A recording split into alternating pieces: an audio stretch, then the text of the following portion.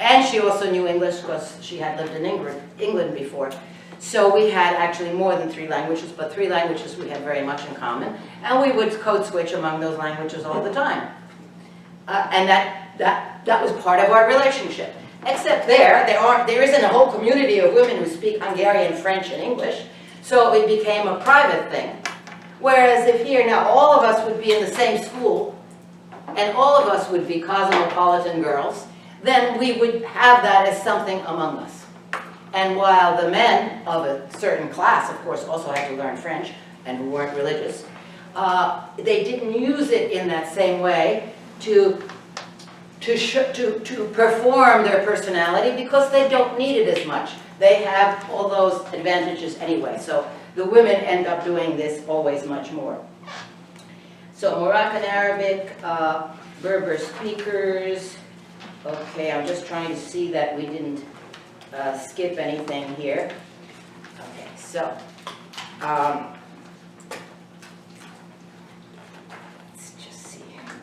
so that the Moroccan languages shows the dynamic impact of women, religion, politics, and all of these, and I forgot one, which is the Berber and education level. So all these things, you can't be, if you have a high education level, you must speak Moroccan. If you're Berber, you obviously don't have any of these things.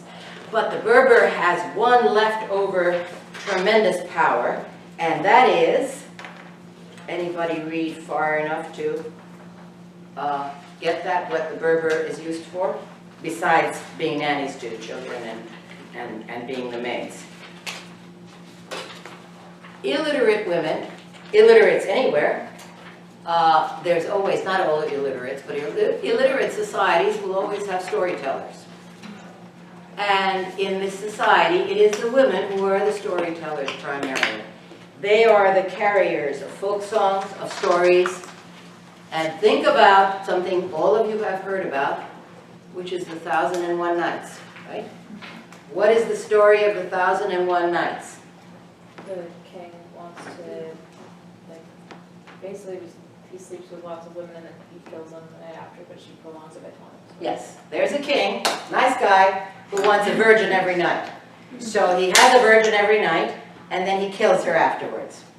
So Scheherazade doesn't want to be killed, so she's very clever, and she tells him a story, and then the morning comes, so there's no sex, and he comes back the next day to hear the rest of the story. And what she does, she weaves together the stories so that and there's also stories within stories, box stories, and she keeps on telling stories.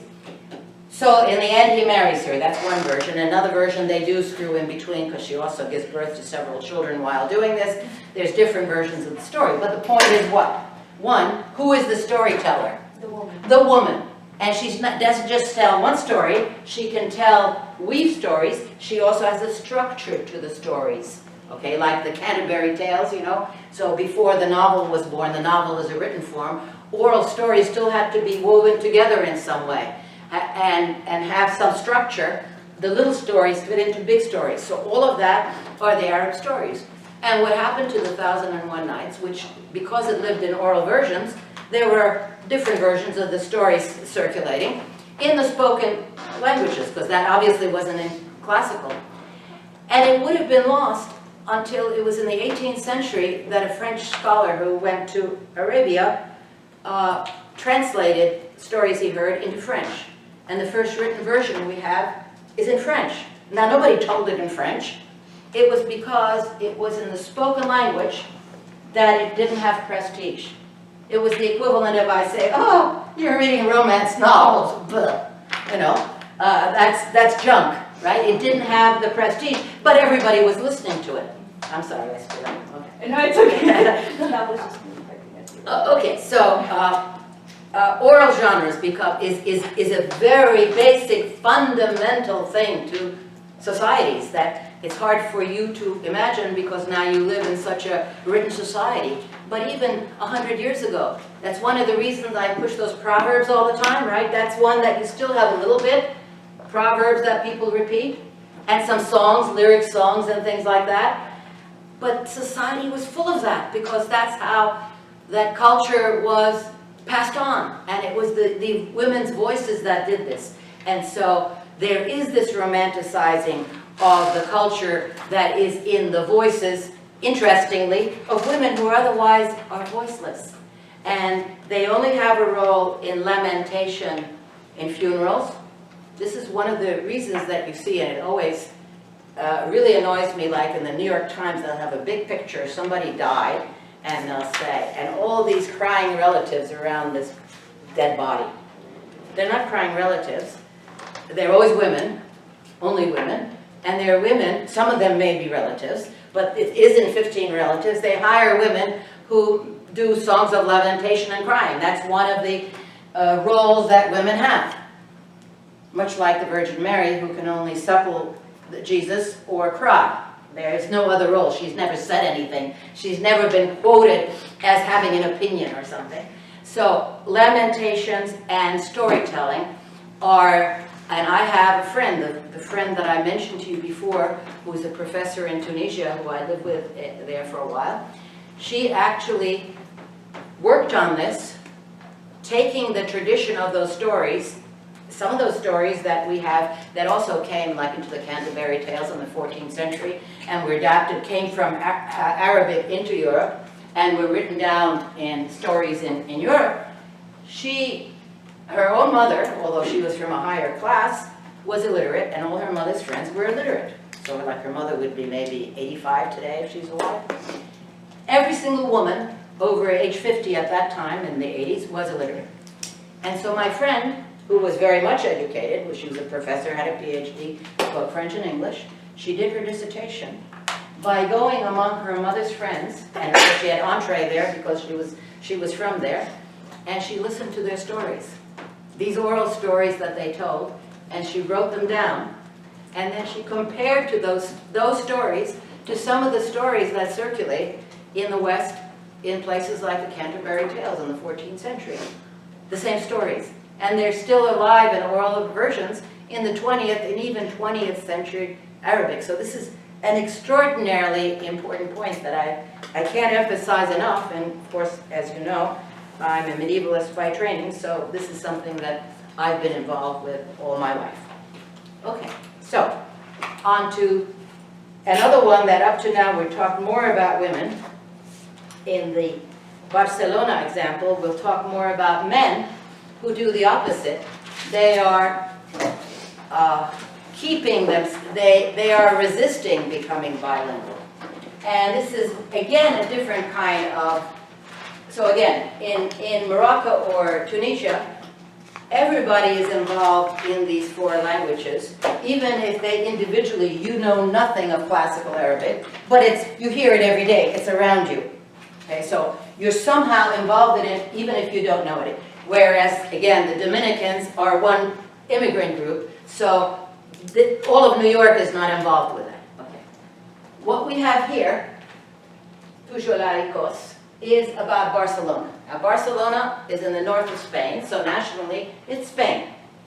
But its local language is Catalan, which wasn't a local language in the Middle Ages at all. It was a very important literary language. But Catalonia lost its sovereignty, so it became part of Spain. And especially in the 20th century, under the dictator Franco, they did everything to try to push down the use of Catalan to make everybody speak Spanish. But the national language is Spanish, but locally, people speak Catalan. At the same time, it's the richest part of Spain, so they get guest workers from the poorer part of Spain, which is Andalusia. Now, we have this strange situation that the lower class workers, the factory worker type, who is unemployed in Granada, say, has to emigrate, not to another country, not to Germany or to Canada, just to Catalonia. So the person is still in the same country, and he can speak Spanish there because that's the national language, they understand him. But locally, there's another language. And in this case, this is now very weird, because we can't say Spanish is the low language, right? It's the national language. And we can't really say that Catalan is the high language, because today, not in the Middle Ages, it's a local language, And yet, the rich people there, who are locals, who own the banks or who are the politicians, well, they've been there generations, so they do speak Catalan, and they made a big thing of keeping that up, even when Franco was there, when it wasn't allowed to have schools to speak Catalan at home. It was local regional pride, okay? So you have this Catalan, and then you have the guys, the families from Andalusia coming there. Then after Franco died, it became more so, because then they not only started allowing schools, but now all the elementary schools are taught only in Catalan. So you're coming from Andalusia, you speak Spanish, but your kid is going to have to go to a Catalan school. So it's like immigrating, except you're not immigrating to a different country. You're not some poor immigrant, but you're some poor immigrant from the south. Plus, although you're speaking the standard language Spanish, the Andalus accent, especially of the working class, is not prestigious. They don't say the final S, just like most South Americans.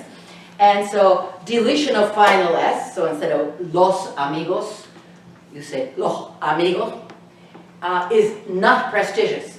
So the Andalus people are speaking the standard language, but an unprestigious version of it, which marks them as working class.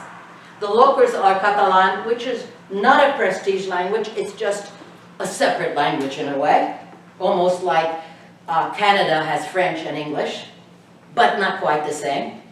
And so what happens? These working class guys go there, they have no education. It's not so easy to learn Catalan. What happens? Their women do exactly the same they do everywhere else, which is they want to have a job of some sort.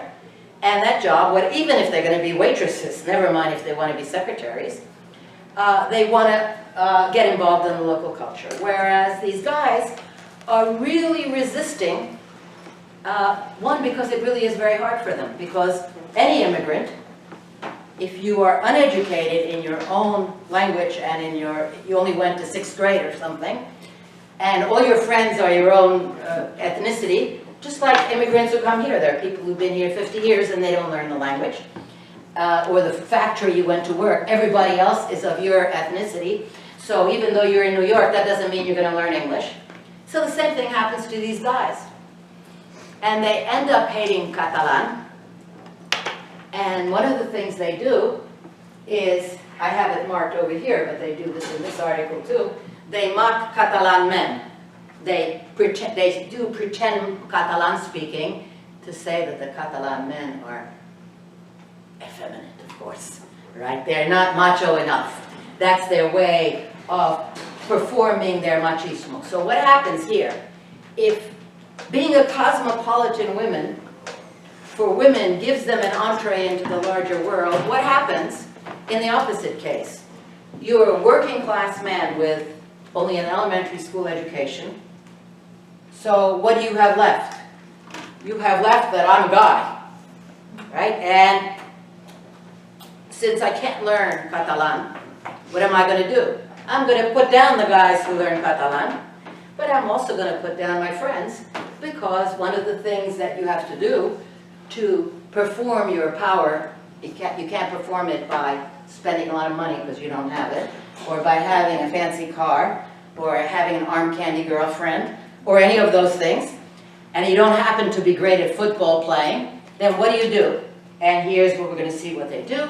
They love, and this is not, of course, this is not special just to Spanish men. This is, we're going to talk more about this in the masculinity unit, is verbal dueling, which is putting down your friends. Okay, so let's look at an example of that.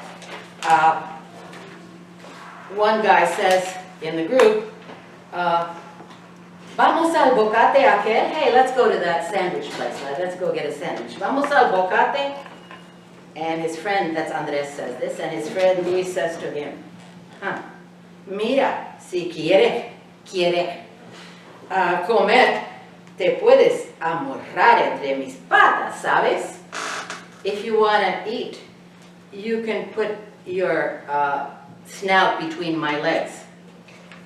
And another guy says, mira, te pongo yo la polla en la boca. Es que no te cabe, colega. If I put my cock in your mouth, there won't be enough